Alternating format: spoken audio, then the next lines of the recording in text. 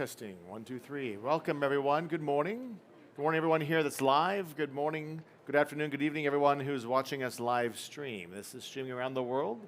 We're here in Glasgow, the UNFCCC COP number 26. A lot of great stuff going on. I don't know if you've been watching the news this morning and the various announcements being made. Pretty exciting day today. Today we're talking about forests, which has been a topic already this morning at the opening panels, and cities. This is an event hosted by Cities for Forests on how cities are inspiring nations, companies, and financiers to embrace forest action. I'm Craig Hansen. I'll be your MC and host for these 90 minutes. I'm a vice president at the World Resources Institute. We are a proud partner in the Cities for Forests initiative. So forests, you all know the stories. We're losing about an area the size of Switzerland every year in terms of forests around the world. This has huge implications for climate, that's why we're talking about it here, implications for biodiversity, implications for the indigenous peoples that live in these forests, especially in the tropics, and the loss of forests and trees have an impact on cities. You can wonder why. Well, if you look at this, it's kind of interesting, right? Trees and forests more broadly provide a whole suite of benefits to cities. Think about the trees and forests within a city. We call these the inner forests, providing clean air to citizens, urban wildlife, shading from the sun to help tackle the heat island effect, places for recreation. Or think about the forests that surround a city. We call those the nearby forests that are basically cleaning the water that comes in and therefore helping to provide more clean, fresh water. Or those forests on the slopes outside of a city like Manila that, if they're there, actually help stabilize the slopes and prevent landslides that can be detrimental to cities. Or think about the trees and forests that are far away, the tropical forests or the faraway boreal forests that are basically helping us to fight climate change, being the storehouse of the world's biodiversity and actually impacting local and regional weather. So forests are really important for cities. And that's why we formed several years ago Cities for Forests, a chance for cities to give back to the forests and the trees that actually are so important for cities. We have 73 member cities right now in Cities for Forests. This is a coalition of cities that recognize what forests do for them, and now they are raising their political voice, using their economic pocket, and engaging their citizens to ensure that cities can do what they can for the forests in the city, nearby the city, and far away from the city. Now, today's event is a response to a call to action that the members of Cities for Forests made back in September during the UN General Assembly Week. Cities for Forests cities made a call to action on forest and climate where they called on a number of entities to do what they can to actually help protect, restore, and sustainably manage the world's forests. They called upon national and subnational governments to actually put in place the domestic policies that would protect and restore forests. They called on governments of developed nations to actually put in place the financing and trade policies that would help tackle deforestation, especially in the tropics. They called upon financial institutions to stop investing in deforestation commodities. They called on them also to put in place proactive financing to help conserve, restore, and protect forests around the planet. And they called on companies to get deforestation out of their supply chains. And this is really important, because if you think about it, cities are where more than half the world's population now lives. They have a lot of economic power, they have a lot of political power. Think of all the votes that are driven by people that live in cities. And so this was an important declaration of city mayors representing all their citizens to articulate the importance and the need for action when it comes to forests. Now here's all the signatories on the call to action. And we're actually pleased that we have some of them here today, and we're going to be speaking in a moment. And since this event, since the call to action was released in September of this year, we've had more cities sign up to the call to action. Cartagena in Colombia, the municipalities of Guadalajara, Mexico, and London, UK signed up as well. So let's get going with today's session. We have two sessions. First, we're going to hear from some city leaders, and then we're going to hear from some of those that have been called upon by cities to take action to conserve, to restore, and sustainably manage the world's forests. So it's my pleasure to call up for panel one, Raymond Johansen, governing mayor of Oslo, Norway. As I call him, just please come up and take a seat here. So Raymond Johansen is the governing mayor of Oslo. Welcome. Samuel Garcia, governor of Nuevo Leon, Mexico. Welcome, Samuel. Just in time. You knew exactly when I was going to call your name. Celia Blowell, who's a deputy mayor of one of my favorite cities on the planet. It's where I met my wife, Paris, France. Welcome. And I don't know if she's here yet or not. Patricia Hermine Nam Noya from the mayor of Funbon, Cameroon. But when she comes, we will have her take her seat. Okay? Great. Just go ahead and give them microphones. And I'm going to take a seat right next to you here. Let me move this so you don't see me. There we go. Great. Well, welcome all of you. Thank you for making it through the lines. It actually probably took longer than actually getting here. So I'd love to actually open up with some questions here. First, Mayor Johansen, I have a question for you. So how is Oslo, the great city of Oslo, working to protect faraway forests through sustainable procurement? Well, first of all, your microphone. Microphone. Yeah. Okay. Do you want me to have an intervention first, or you're going direct to questions, or? If you have an intervention first, great. Yeah, I thought. Perfect. Yeah, a short intervention Sure. first, and then. Yeah, of sure. course, I'm happy and glad to answer this question. But I'm happy for this discussion. It's so important also for a small city like Oslo, and I was about to launch the City for Forest as a founding member. We were proud of being a founding member. In my speech, I noted that the summer 2018 would go down in history as the hottest ever recorded. Sadly, both 2020 and 2021 were hotter than that. The climate emergency has only become more urgent in those 3 years. And the importance of protecting and enhancing forests is more important than ever. My city, Oslo, is a very forest-rich capital. Oslo is actually 2/3 forest and 1/3 urban. Our forests protect us against floods and extreme weather, and is an endless source of joy. Especially in winter time, we go skiing. Well, we're one of the few capitals, I think. Protecting and enhancing our own forests, marshes and peatlands land is part of Oslo's climate strategy. To preserve carbon storage, keep the carbon where it is, so to speak. A natural ecosystem are our first best solution for climate adaptation. Both what I'm to talk about now is how we work to protect faraway forest in tropics, the tropical forest, and to protect the global against dangerous global warming. Because I think the devils is always in the details, and those forests are a part of the global climate system, and I strongly support the Norwegian government's initiative to protect tropical forests and see a clear link from the effort to our local ambitions in Oslo. In a small city in Norway, we work at a different scale, and we don't have the jurisdiction in tropical countries. Both we can choose our own actions and we can influence others. And to your question, our main approach is to use public procurement in a strategic way to drive transition to more sustainable production and consumption. My city spends approximately 2 billion euro per year on procurement, which accounts to around 5% of the national public procurement budget. This gives us a considerable buying power. I strongly believe that the way we use it, this power can make a difference. The city's procurement will contribute to our goal to reducing the greenhouse gases by 95% by 2030 and to contribute to reduce emissions outside of Oslo. When we demand on the products that are sustainable, and if others do the same, I believe we can reduce some of the pressure to the tropical forest. So we have established sustainable criteria for all our procurement.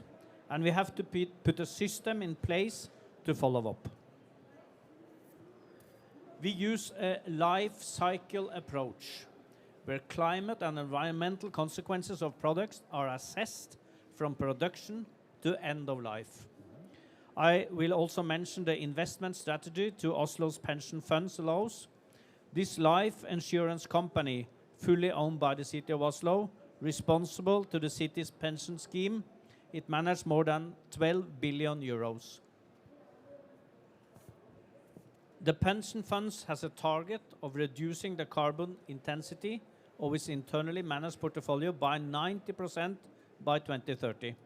The funds evaluates climate risk, both physical changes and risk related to changes in market, taxes, quotas, and law regulation when the world markets adapt to climate change.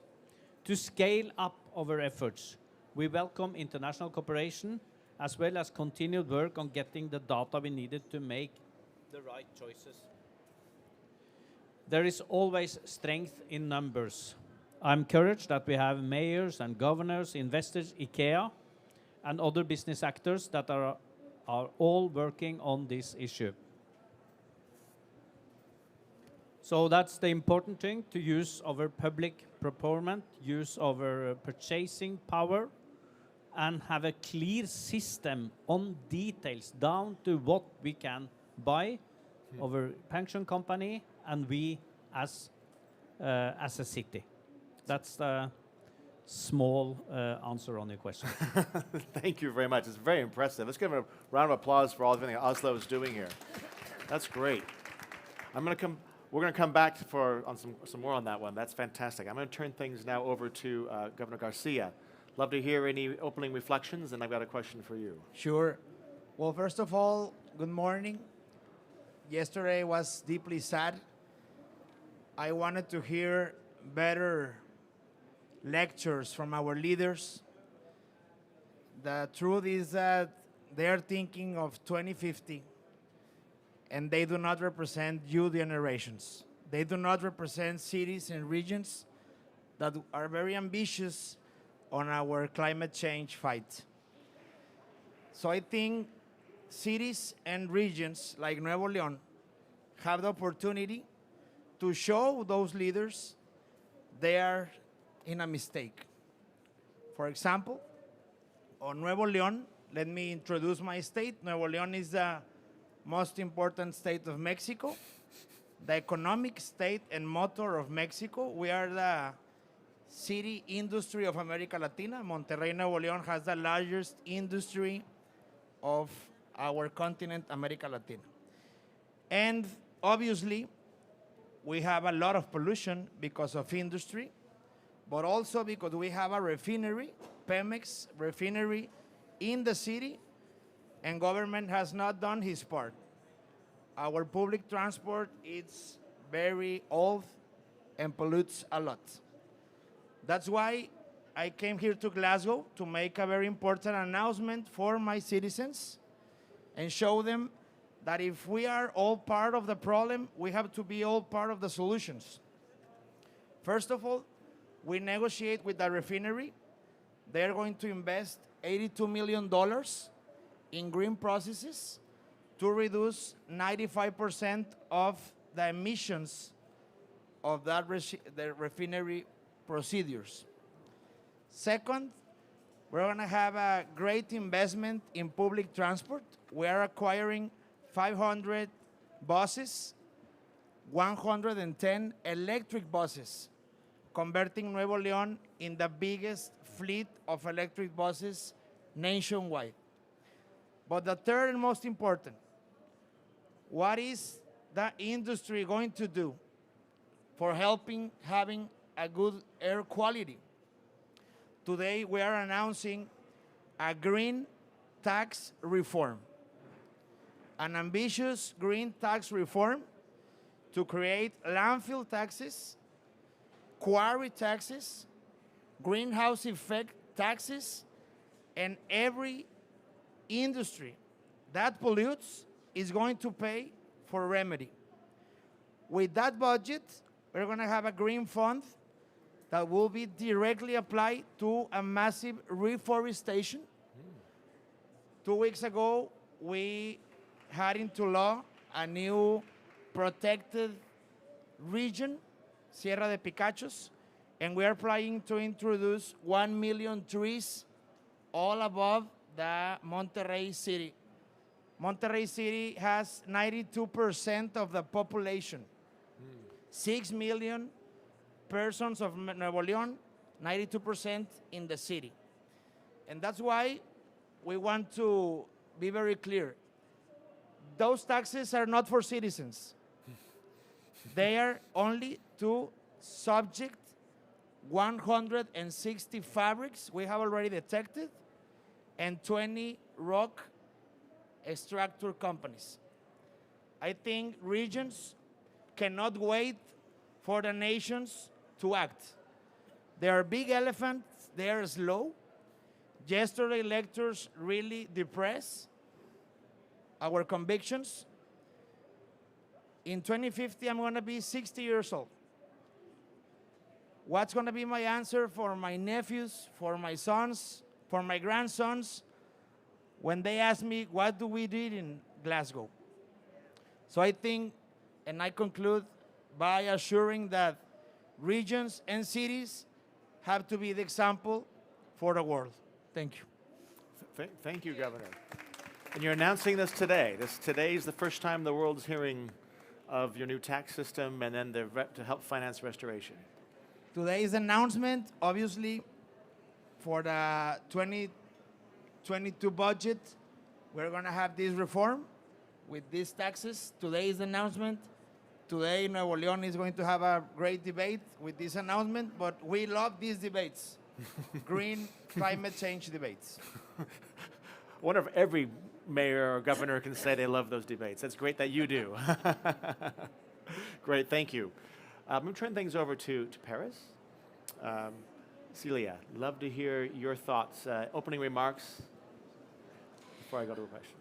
Well, morning, everybody. I have to say, I want to say something about the strengths about what you just said, about the urge of acting, and let me say my pleasure to share with you this morning Paris' commitment in this big issue of preservation of the forest. I have the feeling that once again we, the cities, the region, the society, the civil society is making maybe the same point that we made 20 years ago with climate, with raising now awareness on that forest issue to make it central, because the forest issue is also the biodiversity one, that I think not everybody already understood how huge this is and what we're going to have to face.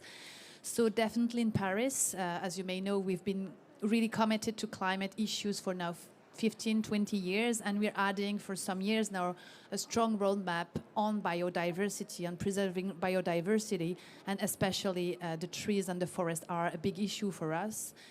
And we are actually now acting on different scales, different means. I would say, to be quite doing a rapid sum up of it, first at the local level with all the issue you've been mentioning. We are now having a Paris tree strategy to completely transform our urban area. If I have to sum it, let's say less concrete, more water, more nature. We have like around 500,000 trees in Paris right now. We want to have 170, English is hard in the morning, 170,000 more by 2026. And the idea is definitely to preserve the historical patrimony of Paris, but to switch to a 21st century city, to raise awareness that trees and forests are not just landscapes, nice places we're living in, but that we are part of it, and that we have to change the way of having that within our cities, to shape green and blue frame, to allow wildlife and flora to be preserved. Obviously to adapt to climate change, because Paris is getting hotter and hotter in summer. That's only one example. So this is one of the best way to refresh our cities. And obviously it's about non-polluted air, water, and health that we're working on it. And definitely all about that is to raise citizen awareness. And definitely trees are the best ambassadors we have. Then second level of action for us is the regional one, and I would say the economical one. For now many years, Paris stopped purchasing precious wood in our public procurement. Since last April, we have been taking a step forward. We have been saying that by 2030, that all our municipal construction right now, 40% of the floors of the building or reconstruction will be about wood and bio-sourced materials. And to make this a reality, because in France the wooden sector is really badly organized right now, we're making a partnership with all the wooden sector to build that local, sustainable wood sector, which is a big deal, but I think this is going to be like a nice challenge to face. And then eventually we're working on the international area, but I would say in a very humble way, because this is very hard. We are giving technically and financial support wherever we can. And especially we're going to have a carbon cooperative setting up this year. So it's going to be more money on issues on this area. And I would conclude also that Paris is going to give, I think in the years to come, a more wider echo to the call for action and for help of the indigenous peoples. Sorry, this is hard for a French girl to say. But to make it, to make this issue having the right place it needs. I mean, we are all responsible. We forget it a lot. That the way we consume in our everyday life, the agriculture we choose, the good we buy have an impact on forest. So I'm going to conclude on their words. I mean, we are nature. The forests don't need us, but we definitely need leaders. So let's act. Let's stop talking. Implementation, action on that to go to that really more sustainable and safer world. We urgently need to settle now. I completely agree with you. I don't know what I'm going to say to my 2- and 4-year-old kids in some years. So let's go. Thank you a lot for this initiative. Thank you very much, Celia. Great, a call to action on top of the call to action. Here we have some water here. I'm going to call up to the stage now here our final speaker. It's Patricia Remain Nam Noya, who's the mayor of Funbon, Cameroon. She's going to speak in French. We have a simultaneous translator here, so she'll say a few words. You'll hear it in English. All right? Welcome. Thank you. A microphone. There we go. Merci beaucoup. Mesdames et messieurs, la ville qu'il me choisit dans mes fonctions de maire, de veiller au patrimoine environnemental est située au Cameroun, à l'ouest du Cameroun. Et c'est une ville tampon entre le centre qui est de la zone équatoriale et le nord qui est de la zone sahélienne en passant par la savane arborée. Ma ville s'appelle Funbon. So, is this on? Hello? I represent the city of Funbon, which is center of the equatorial center and north of the Sahel. Ma ville, c'est une ancienne capitale d'un royaume, le royaume Bamoun, qui est fondé au XVe siècle. Donc, en même temps, c'est une ville culturelle et artistique dont le riche patrimoine culturel et environnemental deviennent un. Ils finissent par se confondre car sont vraiment interdépendants. D'où l'urgence à agir face aux signaux qui ne trompent pas. Sinon, on risque de tout détruire et de tout perdre. So I represent a cultural, artistic, and environmental heritage. And I wanted to highlight 2 aspects. The first of one, all those aspects are interdependent, and it's urgent to deal with them, otherwise we're going to destroy and lose everything. Si vous allez à www.engine.google.com, time lapse, vous allez taper sur Funbon et vous allez voir vraiment à quel point nos réserves forestières de 84 à 2021 ont été complètement détruites. On est passé de 2400 hectares à moins de 700 hectares, donc près de 70% de nos réserves ont été détruites. If you go to WWF website and you look for forestry, you will find my city of Funbon in northern Cameroon, You will see that our forest reserves have plummeted between 1984 and 2021. We had 2,400 hectares back then. We have less than 700 now, so we've lost more than 70% of our stock. Aujourd'hui, à Funbon, les saisons de pluie et les saisons sèches se confondent, alors qu'avant, elles s'alternaient harmonieusement. Et comme je vous ai dit, c'est l'ouest du pays, c'est les grassfields. On est à plus de 1200 mètres. Et donc, les populations ont de plus en plus de problèmes pour avoir des récoltes parce qu'elles ne savent pas quand elles vont planter. Il y a un problème de récolte et de productivité.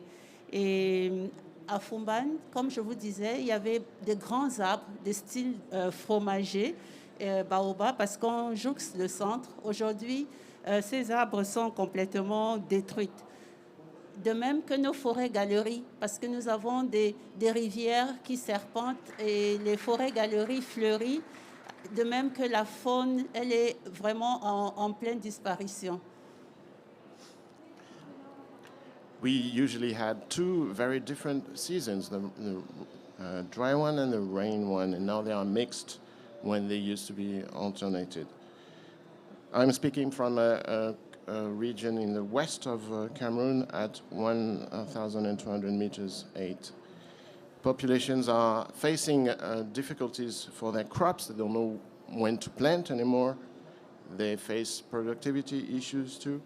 And we had huge tree forests called baobab in French, and they are being completely destroyed. And our fauna is also affected along a very curved river that we have there. Nous avions des singes, des biches, des antilopes, des phacochères, de très beaux oiseaux. Et aujourd'hui, nous avons beaucoup plus d'inondations, des glissements de terrain. Et chaque jour, pendant la saison de pluie, nous comptons des glissements de terrain qui ensevelissent les maisons et des accidents morts d'hommes parce que les pluies sont de plus en plus abondantes. Le constat est vraiment amer, d'autant plus que la ville grandit. Nous sommes à 200 000 habitants et donc une croissance de plus de 5% aujourd'hui. Comme vous le savez, toutes les villes qui sont en croissance ont des problèmes d'urbanisme. Il faut de l'eau, il faut qu'il y ait un plan d'occupation de sol. Il y a une occupation anarchique. En même temps, les populations ont besoin de terrain pour cultiver. Les femmes ont besoin du bois de chauffe parce que aujourd'hui, la nourriture, elle se prépare avec du bois qu'on cherche dans la forêt.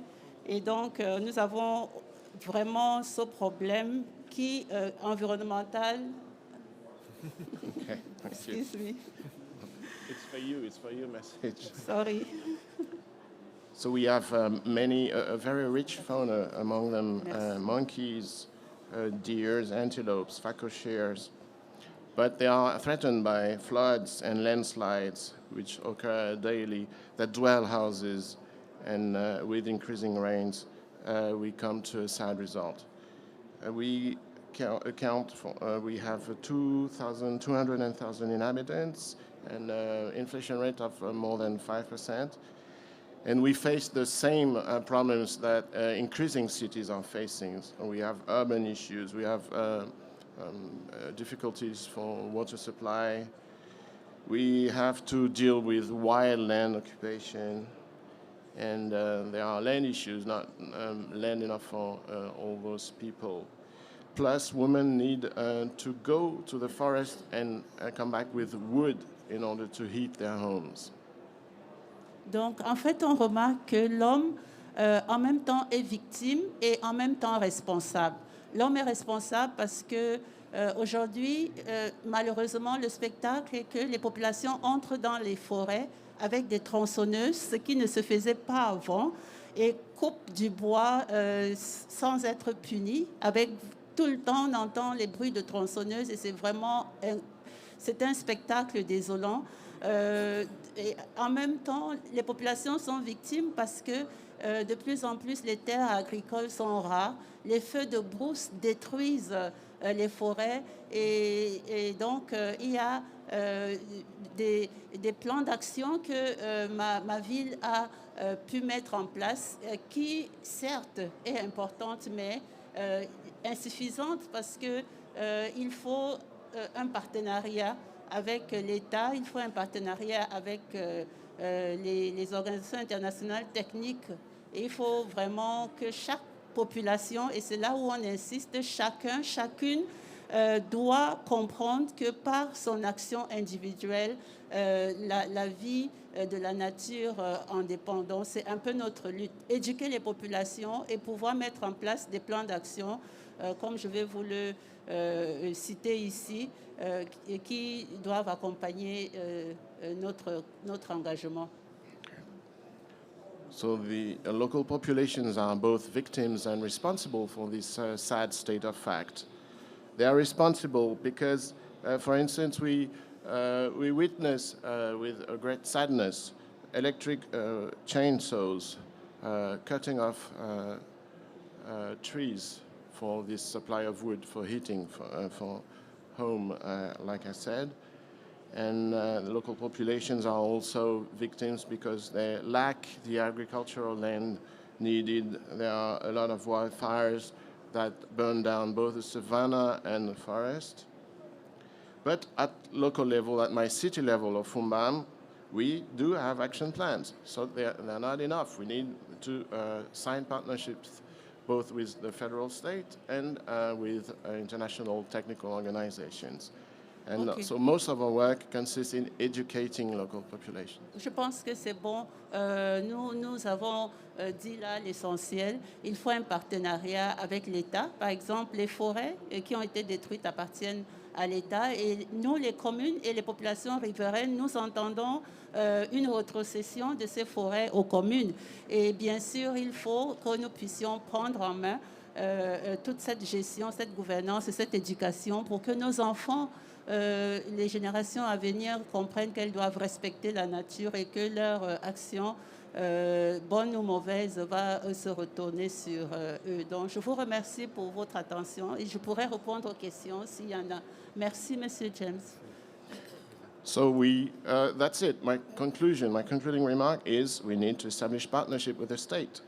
The forests belong to the people, and we would like to have them back the ownership of those forests, negotiating with the state, so that forests could go back to the riverine populations, so that we gain again the sense of ownership, and that we need to educate the future generations so that they have more respect for nature and know that their actions will have consequences. Thank you very much for your attention. And so I'd like to close by asking each of our panelists here one question, and you get 1 minute to answer. So the lightning response. And the question is this. You know, we're at the climate COP, right? National governments are debating and discussing and coming to agreements. If there's one thing, as you as a mayor, a deputy mayor, a governor, could ask your nation, your federal, your national government to do to help you as a city to protect and restore forests, what would that ask be? Now, we're not streaming right in there live, so this is just amongst us. But what's that one ask? First of all, Here we go. I think it's extremely important to be more boring. It's too many speeches. We need to go into the details. The procurement strategy, it's one thing. Because the state, they are big buyers.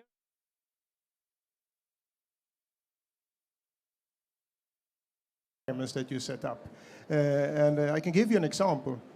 Already 10 years ago, we set up a goal in IKEA that in 2020, all the wood that we are using should come from what we call more sustainable sources, which is either FSC certified wood or recycled wood. And FSC then, as you probably know, that is the most credible and most trusted and democratic global forest certification system in the world that balances economic, environmental, and social interest. And over those 10 years, we moved from just a few percent MSS wood in our product to 100%. And it's a fantastic work that has been done by our suppliers, by our business partners, And it's of course thousands or tens of thousands of business decisions during this journey to actually led to the fact that we reached the goal a couple of months ago then, or end of 2020. And that inspired us then to continue, of course, and create an inclusive process where we met government organizations, NGOs, research community, forest industry, and so on, to set up a new goal for 2030. And it stands, you can say, of 3 pillars, 3 main movements we want to do. We want to continue work with making responsible forest management the norm across the world. And by doing that also then going beyond our own consumption. Secondly, work with using the forest and responsible forest management as a way to continue mitigate climate change. We know that over time, a responsibly and actively managed forest has the capacity to remove and store more carbon than a passively managed forest. And the third driving or change driver is what we call smart use of wood. We will in 2030 secure that at least 1/3 of the wood that we use come from recycled wood. We will step up the speed in innovations of developing new wood-based applications to help us reduce the dependency of forest fossil materials. So it can be wood-based textiles, it can be wood-based glue, it can be wood-based polymers, for example. And thirdly, also work with artificial intelligence, machine learning, and so on to create what we call more from less. Basically create more products, more value from every cubic meter of wood that we are using. And when we do that, we will make sure that our product has less impact on the forest. We enables us to create more affordable products, and we also make it possible to store carbon in long-lasting products for a long, long time. This is, of course, nothing we will do our own. We will need to work with partners, other industries, research communities, etc., and cities to reach this goal. But working together, setting strict goals, like the mayor of Oslo mentioned here, using public tenders, for example, that's one way to create a demand, of course. I think it's super powerful. Great, thank you. Thank you, Ulf. And I remember some of my colleagues were working with IKEA back with your commitment to 100% like FSC, and it does get to what Mayor Johansson was talking about. It's the boring details, mapping out exactly where those forests are, who the suppliers are, et cetera. You got to get to the nitty-gritty details to actually achieve that goal you did. So congratulations on that. And I think goal. you will come to a point where you turn a problem for your partners into a business opportunity instead. Right. If you really stick to your commitments, Yes. all of a sudden you can make better business and grow your company by being compliant with the requirements. Exactly. Thank you. Suzanne, I'd love to hear the perspective. So we've heard from a natural resource-based company. You know, Salesforce is a different type of company, more in the high tech. I'd love to get your perspectives on these issues. Thank you, and thank you to WRI for hosting this event. So Salesforce Technology Company, Customer Relationship Management, based in San Francisco, California. We have had many, many wildfires over the past decade, increasingly so. In fact, there was a day last year where the sun never came out at all, and everything was just orange. So we continue to look at what is our superpower. As IKEA's is furniture and the incredible work that you do there, ours is technology. So we keep coming back to how can we take our core competence and make a difference. And we've built some products in this area, some carbon emissions calculators, for example. But as it relates to forests, so Salesforce really has 6 priorities: reduce emissions, remove carbon, educate, innovate, and regulate, which is why we're here, and reforest.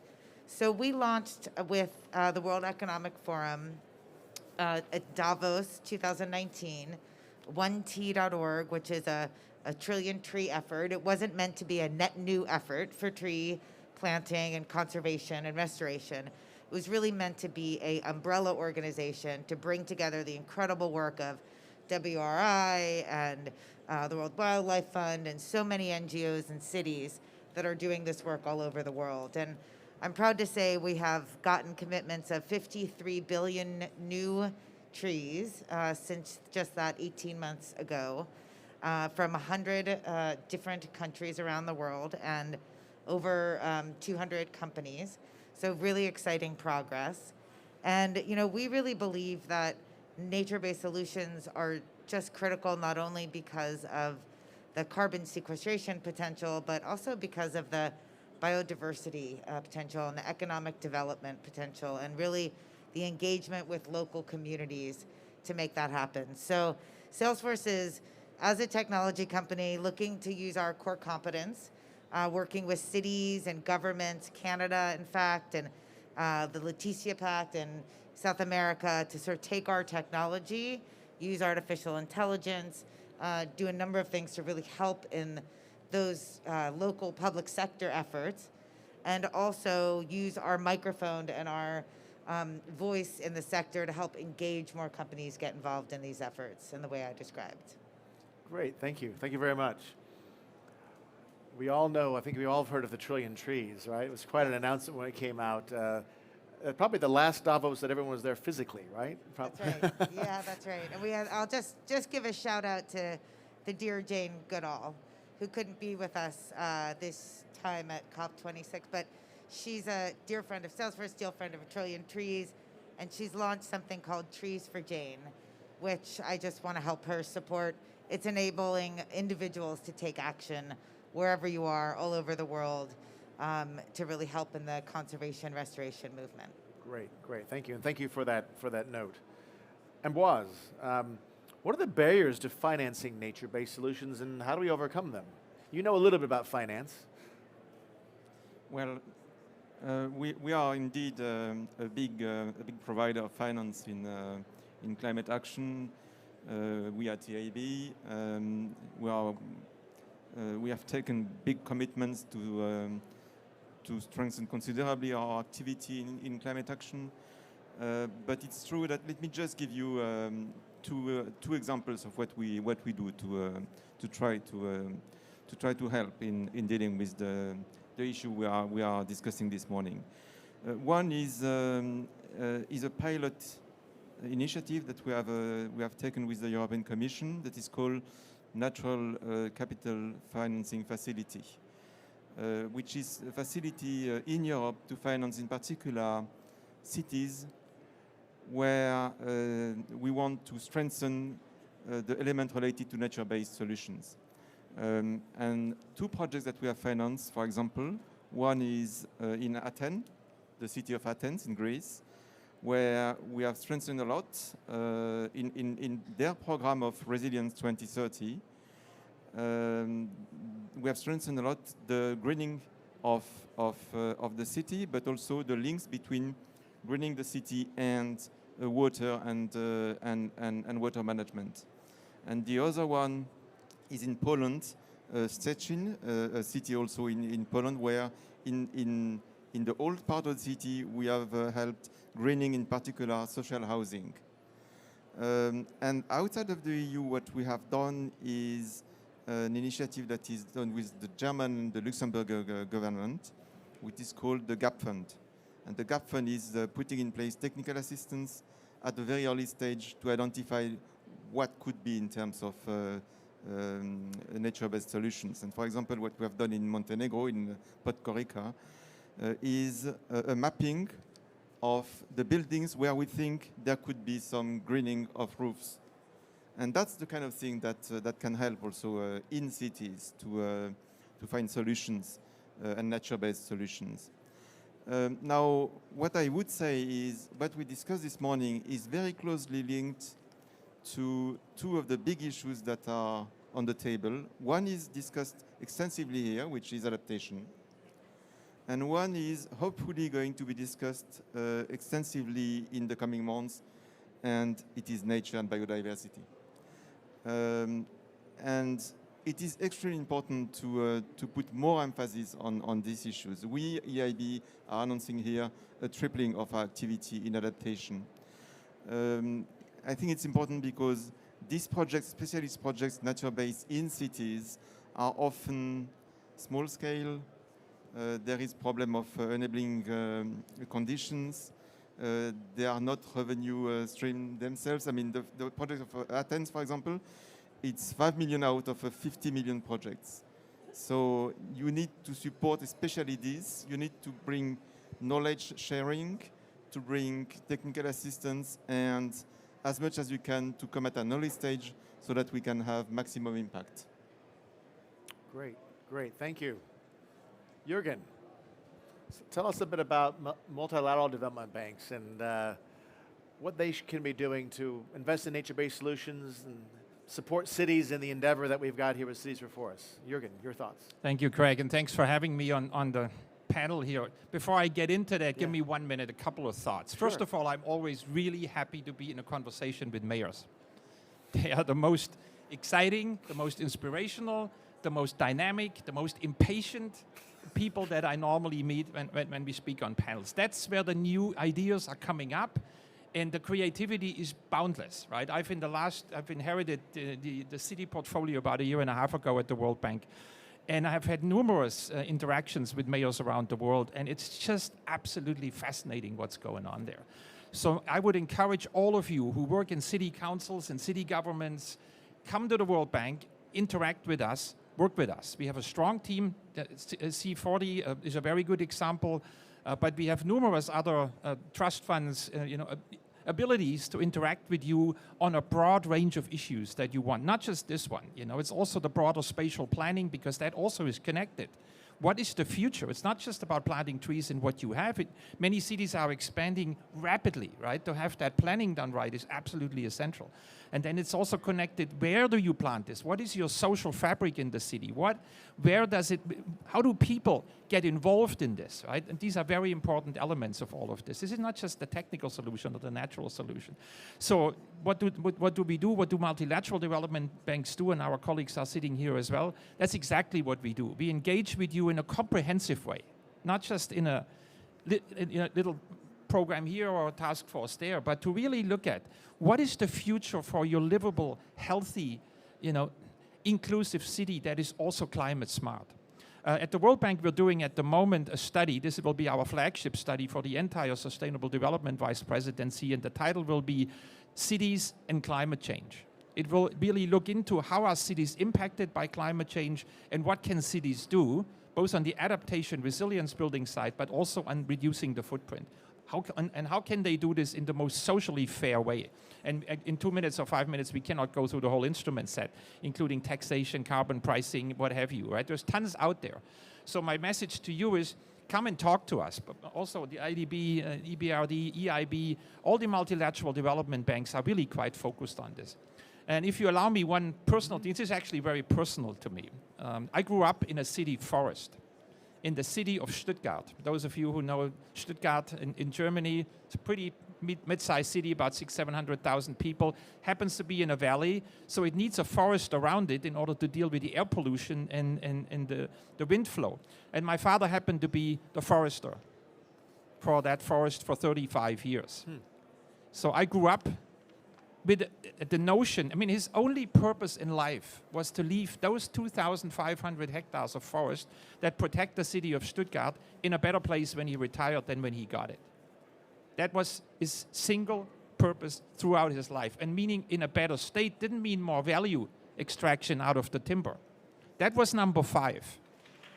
Number 1 was air pollution. So the tree species that was chosen to be planted in that forest were not planted because they were the most valuable. They were planted because they were deciduous trees who have the best impact on pollution reduction, air pollution reduction. Then there was water, which ones retain the best water, so sediment reduction. Then there was recreation. It's a city, people want to enjoy the forest in the city, so it had to have a recreational value. And so it just went on, and the actual value was really not what mattered at the end of the day. And another thing I learned over growing up in this environment where we constantly interacted was you got to work with the people in there. This isn't about central planning, right? This is about people getting what they want, because then they will support it. And they will support the politicians who give them what they want. And then you will actually see a positive, and you mentioned that as well, educating, not only educating people, but giving them a voice.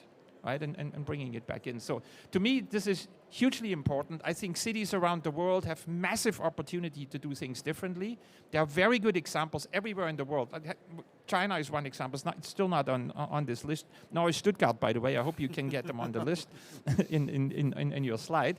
China has also some amazing changes happening, where it was all tech-focused, and now it's nature-focused. And within a decade, you must have seen some of this, it's transformational what can be done if you really focus on it and if you put the political will and the money behind it. And with the money we can help. We do about $5 billion at the moment in our portfolio and nature-based solutions, not all in cities, but a lot of it in cities.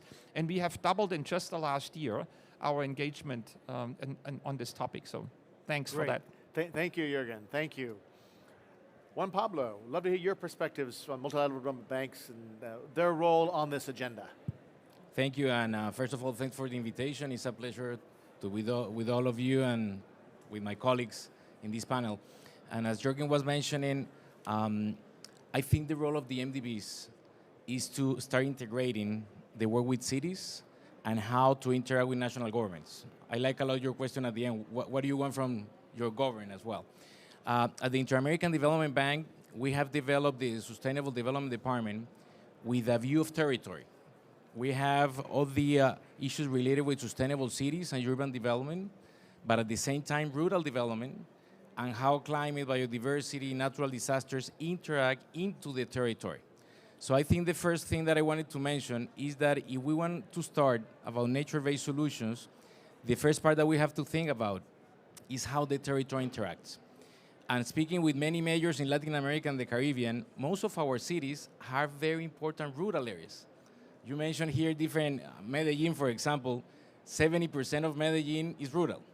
So we have to start integrating into the planning of cities that connection of urban and rural and how nature-based solutions are linked with that.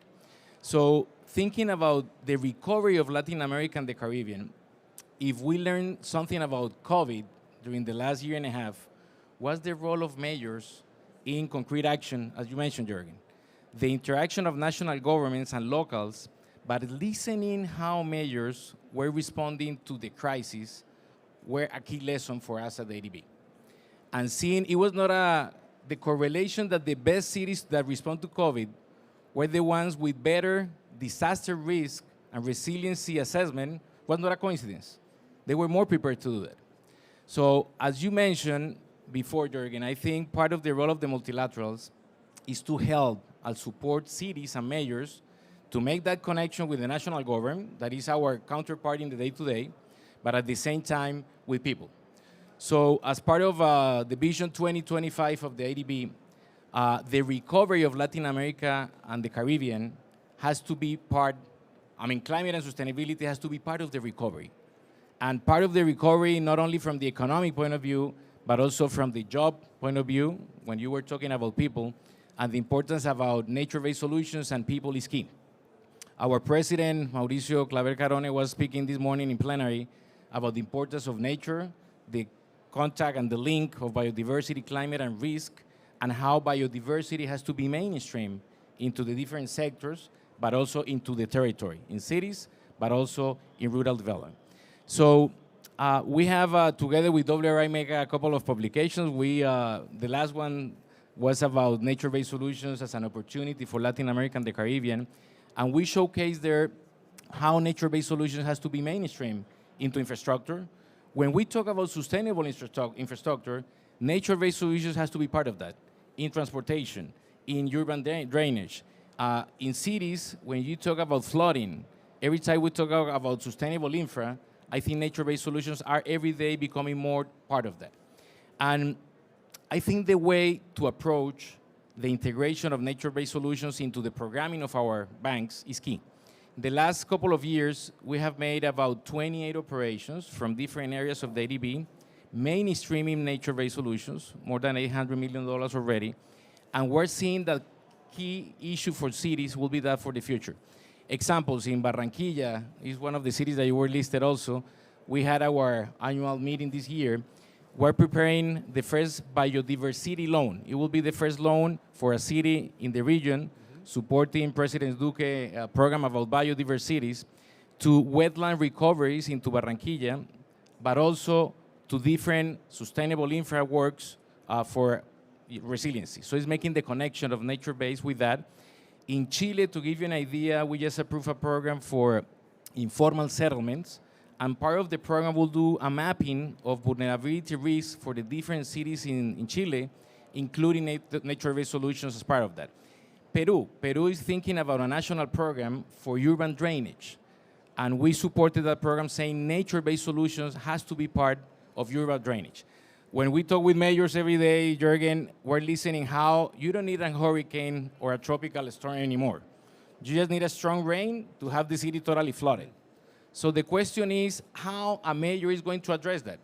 It's beyond urban drainage. It's how nature-based solutions, is mangroves, is wetlands, are part of the solution, but also are creators of jobs for communities, as you mentioned. The example that I mentioned in Barranquilla is going to be a key one of connecting that with people. But in Asunción, in the lowland part of Asunción, we're working with the Bañados to see how communities also work with restoration to avoid flooding from the rivers.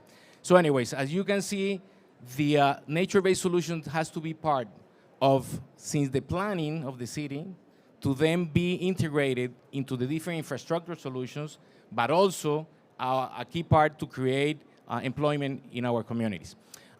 We just launched a new initiative for the Amazon. It's a sustainable development initiative for investment in Amazon territories with 4 pillars. One is bioeconomy, the other one is social investments, the third one is sustainable rural management, and the fourth is sustainable infrastructure and sustainable cities in the Amazon. And thank you, Suzanne. We've worked with Salesforce about the first platform linked to the Leticia Pact to connect investors. We're going to start with Herencia Colombia, a key pilot in Colombia with natural protected areas, but a key opportunity for the future will be to use the platform also for cities in the Amazon.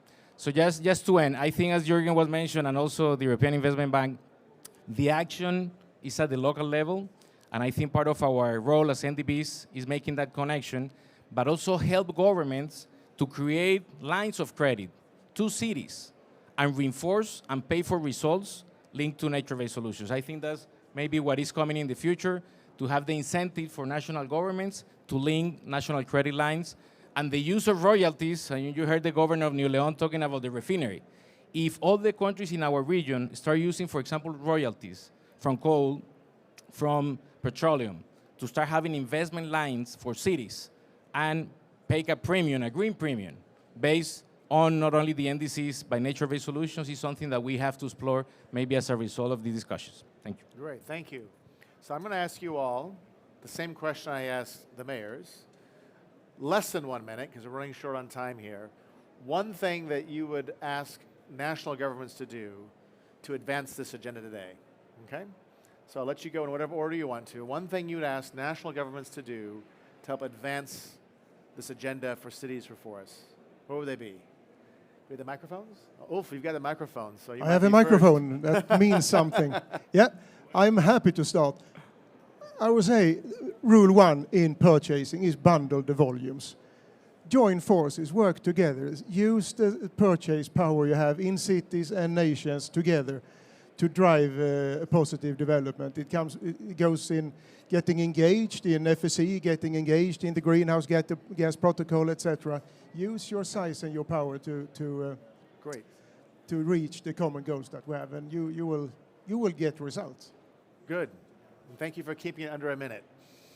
Jürgen, you're next. You have the microphone. Very similar kind of message to the leadership there. Look at how you spend your money today. Look what you're spending it on, and rethink it. Globally, $2 trillion are spent on fossil fuel subsidies. Governments, cities, what have you. Agriculture subsidies, $670 billion per year. $750 billion per year. That's more than any amount of money that's being discussed in this venue here. This is more than all climate money, all ODA money, or everything else together. Look at it. And not cut it necessarily, but redirect it so that you get better climate outcomes, better health outcomes, and better nature outcomes. That's what I would say to them. All right. Good, good, good. Thank you. To make the link of biodiversity with climate, my humble request, would be to value biodiversity and nature. If we don't value as an asset and we don't incorporate that into the decision making, it's going to be very hard for a mayor to say, I'm not going to do A, B, and C because the value of the mangroves of these wetlands is A, B, or C. So value biodiversity and include how, as I mentioned before, in national credit lines to cities, you incorporate nature-based solutions as a key investment. Great. We have two more. You know who you are. You need to pass the microphones. There's so many things, but I guess I would say focus on low-income communities. If you take a map of tree canopy cover in cities, what you'll find is a direct correlation between tree canopy cover and poverty levels. And you'll see urban deserts everywhere, particularly in large cities. So I would say prioritize low income. We know that it has many benefits, including health benefits, economic development benefits for those cities, and that those would be the sort of first places to look to create. It's an equality issue, in my view, and so to kind of lift up those cities from an income perspective. Great, great. Final thought? Well, my colleagues said already what I wanted to say. So, and especially the link between biodiversity, nature-based, and climate change, that is not enough the case. So what I would say is we are at the beginning of a critical decade. We need to invest now and invest big in these issues. Great, thank you. Let's give a round of applause to our panelists here. Thank you, panel 2. You can take your seats again. I'll close up in about next 5 minutes. Go ahead and take your seats. Thank you very much. Great perspectives.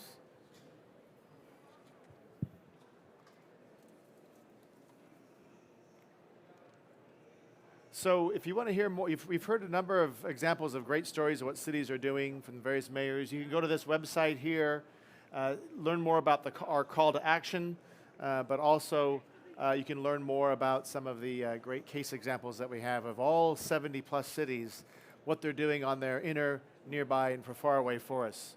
I want to thank you all for joining us today live and live stream. Thank you for joining our event. Also want to thank our financial supporters. Cities for Forests has a lot of a big variety of financial supporters. Our two anchor supporters are Norway's International Climate and Forest Initiative, and the UK's Department for Environment and Food and Rural Affairs. I want to thank them as well as everyone for supporting Cities for Forests on our endeavors. Also like to thank our partners. Cities for Forests is co-founded by 3 organizations, pilot projects, Revolve and WRI. If you want to get any contacts in terms of follow-up, there's our website and there's an email address as well. This isn't the only event we're doing, Cities for Forests here at Glasgow. We have 3 other events here on November 6th at Glasgow City Council Chambers. That building you may have seen downtown. We have a nature-based solutions for climate-positive cities. We're going to have a number of mayors actually talking about this issue. We have a fireside chat on cities and nature on November 11th at the Clydeside Distillery. It is Scotland, after all, so this is your chance to go to distillery. And then Cities for Forest Partner Forest exhibitions. We have a Partner Forest coffee truck on November 1st to the 5th, and a Partner Forest boardwalk at the Glasgow Sustainable Landing and the CSIC. So lots of things that we're doing here where cities are speaking out and doing things for forests. So I'm going to close, as we leave, I'm going to close with a few videos that you can stick around and see. There's a call to action from Youth from Africa, and we also have another statement by a company around forests for cities. But I want to conclude, though, by saying that today you have heard from cities, their call to action. Tomorrow it's important that actually national governments actually listen. So I ask all of you live and live stream to do what you can to make sure that they hear this call to action and take the steps forward.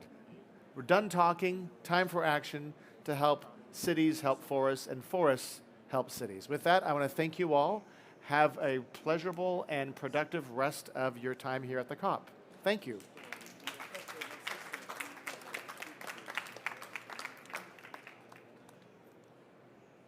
Good morning.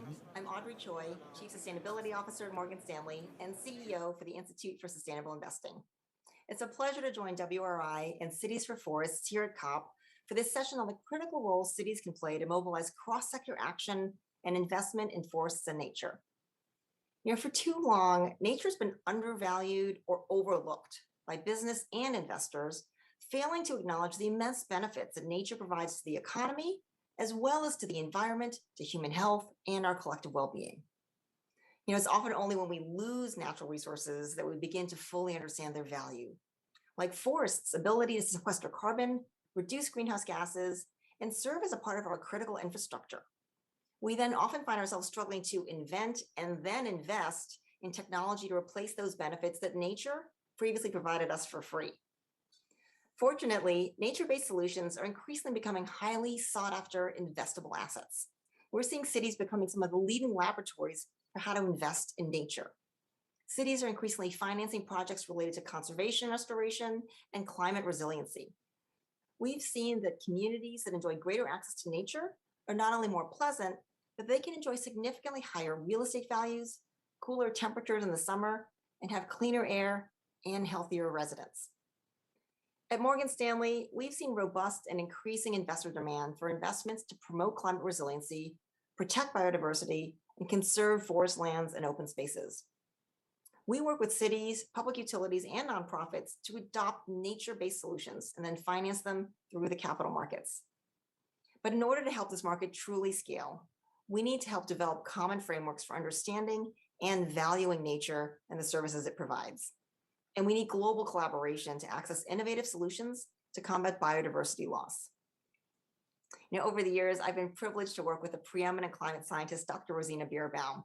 She's one of my board members at the Morgan Stanley Institute for Sustainable Investing. And from her, I have learned so much about the interconnections between the climate crisis, the loss in biodiversity, and how investing in nature is just as much a social justice issue as it is an ecological issue. Together with Dr. Bierbaum, I've had the opportunity to participate in the 17 Rooms project for the Sustainable Development Goals, focusing on how to fill gaps in nature-related financing at scale. And one of our main focus areas has been thinking about a natural security initiative that aims to catalyze investment in nature to protect and benefit people in the places where they live. Together, investors, financial markets, policymakers, and city leaders can play a critical role in scaling investments in nature that will provide benefits to us all. And that's why this conversation today is so critically needed. Thank you so much for your engagement and for this important discussion today.